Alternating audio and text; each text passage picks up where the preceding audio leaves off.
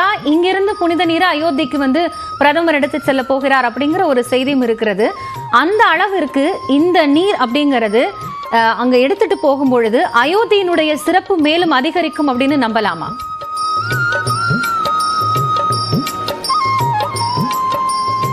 நிச்சயமாக. நம்ம சாதாரணமாகவே இந்து மதத்திலே க்ஷேத்திராடனம் பண்ணும் பொழுது ராமேஸ்வரத்துக்கு சென்று அங்கிருந்து ஒரு பிடி மணலை எடுத்துக்கொண்டு தீர்த்தத்தை எடுத்துக்கொண்டு காசிக்கு செல்வார்கள். காசிக்கு சென்று அங்கே அதையெல்லாம் அங்கேயே கரைத்து அந்த தீநீர் அங்கே விடுவார்கள். அங்கே காசிலிருந்து வரும்போது அங்கிருந்த தீர்த்தத்தையும் எடுத்துக்கொண்டு வருவார்கள் வீட்டிற்கு. ஆகையினால இந்த தீர்த்தம் அப்படிங்கிறது வந்து இங்கே போய் பண்ணி அதையும் அங்கேயே கொண்டு போய் சேர்ப்பது அதாவது இந்துக்களுடைய ஒரு பெரிய ஒரு இது. இந்துக்களுடைய ஒவ்வொரு குடும்பத்தினருமே அதை வந்து ஒரு இதாக செய்வாங்க. ராமேஸ்வரம் போயிட்டு வந்தேன் அப்படிம்பாங்க. ராமேஸ்வரம் சென்று அந்த தீர்த்தத்திலே நீராடி அதனுடைய பலனை காசிக்கும் சென்று அதை நிறைவு செய்வார்கள். ஆகினால இந்த தீர்த்த யாத்திரை என்பதே ஒரு இன்டகிரேஷன் தான். இந்த இந்தியா முழுவதும் வந்து ஒரு ஆன்மீக ஒரு ஒருங்கிணைப்பு தான் இந்த தீர்த்த யாத்திரை என்பது. இது 22 தீர்த்தம் அப்படின்னு சொன்னால் கூட அவங்க வந்து அங்கேயே சொல்லுவாங்க. அது வந்து ஒவ்வொன்றுக்கும் ஒரு பலன் இருக்குது. இந்த இது இப்போ நான் வந்து இது மாதிரி ஒன்று தெரியாமல் ஒரு இது பண்ணிட்டேன், பொய் சொல்லிட்டேன் அப்படின்னு சொன்னால் இந்த பொய் சொன்னதுனால யாருக்காவது பாதிப்பு ஏற்பட்டால்தான் அந்த பொய்யினால் ஒரு பாவமாக இருக்கும். அவங்க விளக்கமாக சொல்லுவாங்க அந்த தீர்த்தத்திலே.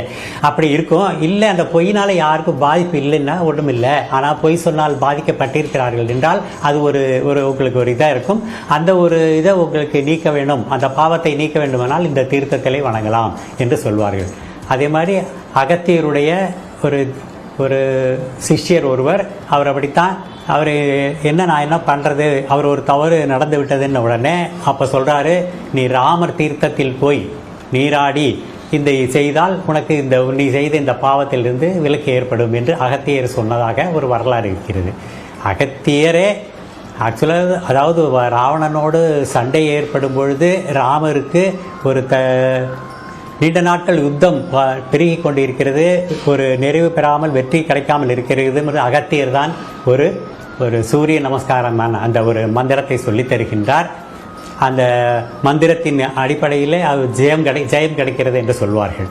அதே அகத்தியரே அவருடைய ஒரு சிஷ்யர் ஒருவருக்கு ஒரு இது மாதிரி ஒரு பிராயச்சித்தம் வேணும் என்கும்போது ராமர் போரை முடித்துவிட்டு ராமேஸ்வரம் சென்று அங்கே ஒரு அம்பை பாய்த்து பூமியிலிருந்து ஒரு நீர் வெளியே வருகிறது. அதை ராமதீர்த்தம் என்று பெயர். அதை போய் அந்த தீர்த்தத்திலே நீராடினால் உனக்கும் நீ செய்த இந்த பாவத்திலிருந்து உனக்கு விலக்கு கிடைக்கும் என்று சொல்லுகிறார். இப்படி மிக மிக சிறப்பு வாய்ந்த ஒரு இது ராமேஸ்வரம். அயோத்தியா என்பது மிகப்பெரிய ஒரு நாடு.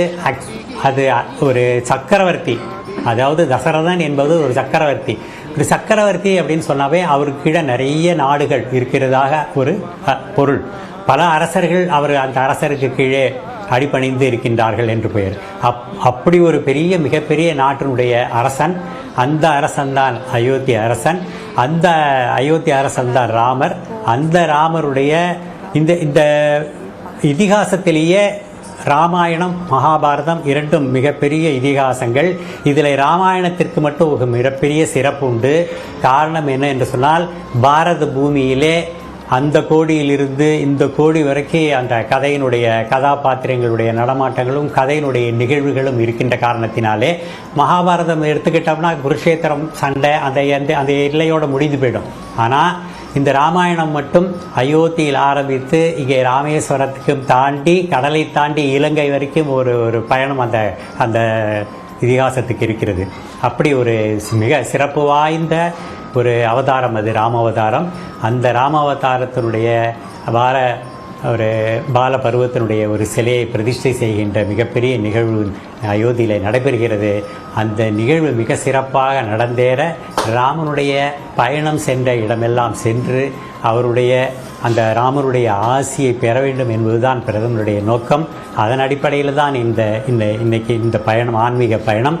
இந்த ஆன்மீக பயணம் எல்லாமே பார்த்திங்கன்னா இப்போ இங்கே ஸ்ரீரங்கத்தில் காலையில் வந்து பார்த்திங்கன்னா ராமருக்கு கேட்கலாம், ராமருக்கு குலதெய்வமா அப்படின்ட்டு. ராமர் அவதாரம் தான். அவர் அந்த மனுஷனாகத்தான் இருக்கிறார். அவருடைய அந்த சூரிய குலத்திற்கு, அந்த தசரதனுக்கு ஸ்ரீரங்கம் பெருமாள் தான் குலதெய்வமாக இருக்கின்றார். அந்த குலதெய்வத்தை வணங்குவதற்கு ராமனுடைய குலதெய்வம் ஸ்ரீரங்கம் என்பதனால் அதையும் வணங்கி அடுத்ததாக ராமேஸ்வரம் சென்று இன்றைக்கு இந்த ஆன்மீக பயணத்தை நிறைவு செய்து கொண்டிருக்கிறார்.